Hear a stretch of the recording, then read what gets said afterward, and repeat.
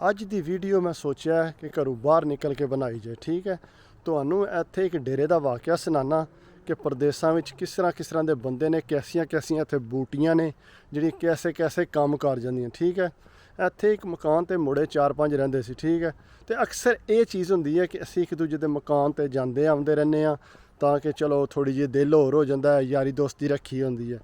ਤੇ ਇੱਕ ਉਹ ਮੁੰਡਾ ਜਿਹੜਾ ਨਾ ਉਹ ਬਿਮਾਰ ਹੋ ਗਿਆ, ਤੇ ਬਿਮਾਰ ਹੋਇਆ, ਕੰਮ ਤੇ ਕੋ ਨਾ ਗਿਆ। ਤੇ ਉਹਦਾ ਯਾਰ ਦੋਸਤ ਜਿਹੜਾ ਨਾ ਉਹਦਾ ਪਤਾ ਕਰਨ ਆਇਆ ਵੀ ਚਲੋ ਇਹ ਬਿਮਾਰ ਹੈ ਤੇ ਮੈਂ ਇਹਦਾ ਪਤਾ ਕਰ ਆਵਾਂ। ਉਹ ਪਤਾ ਕਰਨ ਆਇਆ, ਉਹਨੇ ਦੇਖਿਆ ਇਹਨੇ ਤੇ ਕੰਬਲ ਨਵਾਂ ਲਿਆਂਦੇ ਆ।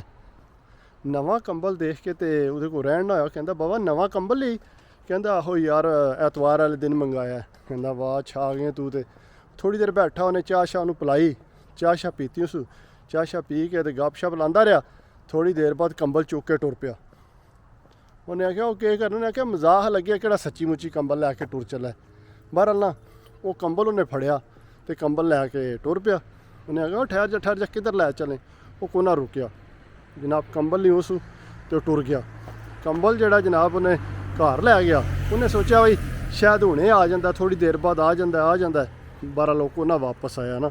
ਸ਼ਾਮੀ ਉਹਨੇ ਦੂਸਰੇ ਨੂੰ ਦੱਸਿਆ ਯਾਰ ਇਹ ਕੰਮ ਹੋਇਆ, ਅੱਜ ਆਇਆ ਤੇ ਆ ਕੇ ਕੰਬਲ ਚੁੱਕ ਕੇ ਲੈ ਗਿਆ। ਉਹਨੇ ਕਿਹਾ ਅੱਛਾ। ਉਹਨੇ ਕਿਹਾ ਚੱਲ ਕੋਈ ਨਹੀਂ, ਕੱਲ੍ਹ ਚੱਲਦੇ ਆ ਉਹਦੇ ਘਰ। ਉਹ ਜਨਾਬ ਕੁਦਰਤੀ ਨਾ ਉਹਨਾਂ ਨੂੰ ਨਾ ਏਅਰਪੋਰਟ 'ਤੇ ਜਾਣਾ ਪੈ ਗਿਆ। ਜਿਸ ਵੇਲੇ ਏਅਰਪੋਰਟ 'ਤੇ ਗਏ, ਜਾ ਕੇ ਦੇਖਿਆ ਤੇ ਉਹ ਮੁੰਡੇ ਨੇ ਤੇ ਕੰਬਲ ਉਹਦਾ ਉੱਥੇ ਏਅਰਪੋਰਟ 'ਤੇ ਉਹ ਬੰਦੇ ਕੋਲ। ਉਹਨੇ ਪੁੱਛਿਆ ਕੰਬਲ ਕਿੱਥੋਂ ਲਈ? ਉਹਨੇ ਕਿਹਾ ਫਲਾਣੇ ਬੰਦੇ ਨੇ ਮੈਨੂੰ ਦਿੱਤਾ। ਉਹਨੇ ਆਖਿਆ ਤੂੰ ਯਾਰ ਸਾਡੇ ਘਰ ਕੰਬਲ ਦੇ ਦੀ। ਉਹਨੇ ਆਖਿਆ ਕੀ? ਕਹਿੰਦਾ ਯਾਰ ਆਹੋ ਮੈਨੂੰ ਉਹਨੇ ਦਿੱਤਾ। ਕਹਿੰਦਾ ਯਾਰ ਇਹ ਤਾਂ ਕੰਬਲ ਮੇਰਾ। ਉਹ ਕਹਿੰਦਾ ਬਾਹਰ ਉਹਨੇ ਮੈਨੂੰ ਦਿੱਤਾ ਤੇ ਯਾਰ ਮੈਂ ਹੁਣ ਲੈ ਕੇ ਜਾਣਾ, ਉਹਦੀ ਮਾਨਤ ਹੈ। ਉਹਨੇ ਆਣਾ ਮਾਨਤ ਸ਼ਾਨਤ ਕੋਈ ਨਹੀਂ, ਤੂੰ ਛੱਡ ਪਰਾਂ, ਇਹ ਕੰਬਲ ਮੇਰਾ ਤੇ ਮੈਂ ਉਹਦੇ ਨਾਲ ਆਪੇ ਨਿਬੜ ਲੈਣਾ, ਤੂੰ ਕੰਬਲ ਮੈਨੂੰ ਵਾਪਸ ਦੇ। ਉਹਨੇ ਆਖਿਆ ਚੱਲ ਸਹੀ ਹੈ। ਉਹਨੇ ਕੰਬਲ ਜਿਹੜਾ ਉਹਨੂੰ ਵਾਪਸ ਦੇ ਦਿੱਤਾ। ਉਹਨੇ ਕੰਬਲ ਲਿਆ, ਕੰਬਲ ਲੈ ਕੇ ਤੇ ਘਰ ਆ ਗਿਆ। ਉਹਨੇ ਆ ਕੇ ਡੇਰੇ 'ਤੇ ਗੱਲ ਕੀਤੀ। ਉਹਨੇ ਆਖਿਆ ਤੂੰ ਚੁੱਪ ਕੀਤਾ ਰਹਿ, ਤੂੰ ਬਿਲਕੁਲ ਕੋਈ ਗੱਲ ਨਹੀਂ ਕਰਨੀ। ਉਹਨੇ ਆਖਿਆ ਠੀਕ ਹੈ ਮੈਂ ਨਹੀਂ ਗੱਲ ਕਰਦਾ ਨਾ। ਉਹਨੇ ਕੋਈ ਗੱਲ ਕੀਤੀ। ਉਹਨਾਂ ਜੀ ਉਹਨੂੰ ਮੁੰਡੇ ਨੂੰ ਬੁਲਾ ਲਿਆ। ਉਹਨੇ ਆਖਿਆ ਹਾਂ ਬਈ ਮੁੰਡਾ ਪਿਆਦਾ, ਤੂੰ ਕੰਬਲ ਲੈ ਕੇ ਗਏ ਇੱਥੋਂ ਇਹਦਾ, ਤੂੰ ਕੰਬਲ ਖੜਿਆ? ਕਹਿੰਦਾ ਨਹੀਂ ਮੈਂ ਨਹੀਂ ਕੰਬਲ ਖੜਿਆ, ਝੂਠ ਮਾਰਦਾ ਏ। ਉਹਨੇ ਆਖਿਆ ਵੜ ਝੂਠ ਨਾ ਮਾਰ, ਸੱਚੀ ਦੱਸ ਤੂੰ ਮੇਰਾ ਕੰਬਲ ਖੜਿਆ ਤੇ ਮੇਰੇ ਨਾਲ ਇੰਝ ਨਾ ਕਰ। ਉਹਨੇ ਆਖਿਆ ਮੈਂ ਨਹੀਂ ਖੜਿਆ। ਉਹਨੇ ਆਖਿਆ ਜੇ ਮੇਰੇ ਕੋਲ ਨਿਕਲਿਆ ਕੰਬਲ ਤੇ ਮੈਂ ਜੁਰਮਾਨਾ ਦਿਆਂਗਾ। ਉਹਨੇ ਕਿਹਾ ਹਾਂ ਬਈ ਤੂੰ ਦੱਸ ਹੁਣ ਇਲਜ਼ਾਮ ਲਾਉਣ ਲਿਆ, ਤੂੰ ਕੀ ਆਖਨੇ? ਕਹਿੰਦਾ ਮੈਂ ਅਗਰ ਕੰਬਲ ਇਹਦੇ ਕੋਲ ਨਾ ਨਿਕਲਿਆ ਤੇ ਮੈਂ $1000 ਦਿਆਂਗਾ।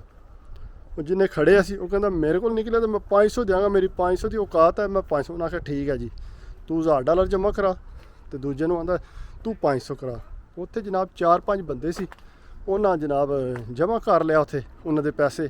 ਉਹਨਾਂ ਆਖਿਆ ਹਾਂ ਬਈ ਹੁਣ ਸਾਬਤ ਕਰ ਇਹਨੇ ਕੰਬਲ ਤੇਰਾ ਖੜਿਆ। ਉਹਨੇ ਆਖਿਆ ਪਹਿਲਾਂ ਇਹਦੇ ਕੋਲ ਪੁੱਛ ਲਓ ਇੱਕ ਵਾਰੀ ਫੇਰ ਤਾਂ ਮੈਂ ਮਾफ़ ਕਰ ਦਿਆਂਗਾ। ਉਹਨੇ ਆਖਿਆ ਜੀ ਮੈਂ ਕੰਬਲ ਨਹੀਂ ਖੜਿਆ, ਤੁਸੀਂ ਜੋ ਵੀ ਕਰਨਾ ਕਰ ਲਓ।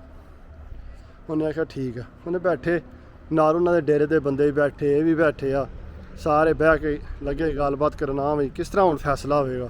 ਉਹਨੇ ਆਖਿਆ ਘੜੀ ਵੱਲ ਤਾਕ ਕੇ ਨਾ, ਵਿੱਚ ਇੱਕ ਵਡੇਰਾ ਬੰਦਾ ਸੀ।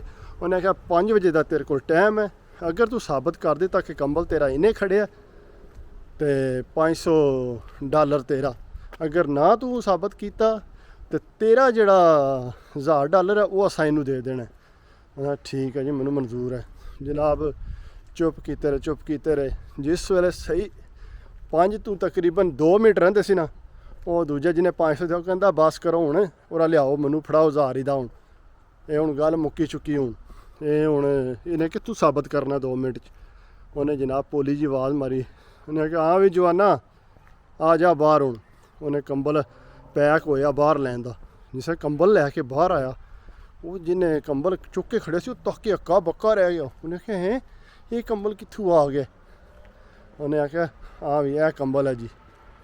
ਉਹ ਅੱਗੋਂ ਦੱਸੇ ਕਿਸ ਤਰ੍ਹਾਂ ਵੀ ਮੈਂ ਕਿਹਨੂੰ ਦਿੱਤਾ ਸੀ, ਕਿੱਧਰ ਕੀਤਾ ਸੀ ਕੰਬਲ? ਉਹ ਕਹਿੰਦਾ ਮੈਨੂੰ ਨਹੀਂ ਪਤਾ ਇਸ ਕੰਬਲ ਦੇ ਬਾਰੇ 'ਚ। ਉਹਨਾਂ ਆਖਿਆ ਤੈਨੂੰ ਨਹੀਂ ਪਤਾ? ਉਹਨਾਂ ਜਨਾਬ ਉਸੇ ਟਾਈਮ ਫੋਨ ਕਾਲ ਮਿਲਾਈ ਉਹਨੂੰ, ਪਾਕਿਸਤਾਨ ਜਵਾਨ ਨੂੰ। ਉਹਨੂੰ ਕਹਿੰਦੇ ਹਾਂ ਬਈ ਦੱਸ ਜਿਹੜਾ ਮੈਨੂੰ ਏਅਰਪੋਰਟ 'ਤੇ ਕੰਬਲ ਦਿੱਤਾ ਸੀ ਉਹ ਕੰਬਲ ਤੈਨੂੰ ਕਿਹਨੇ ਦਿੱਤਾ ਸੀ? ਉਹਨੇ ਆਖਿਆ ਜੀ ਇਹ ਫਲਾਣੇ ਬੰਦੇ ਨੇ ਮੈਨੂੰ ਦਿੱਤਾ ਸੀ।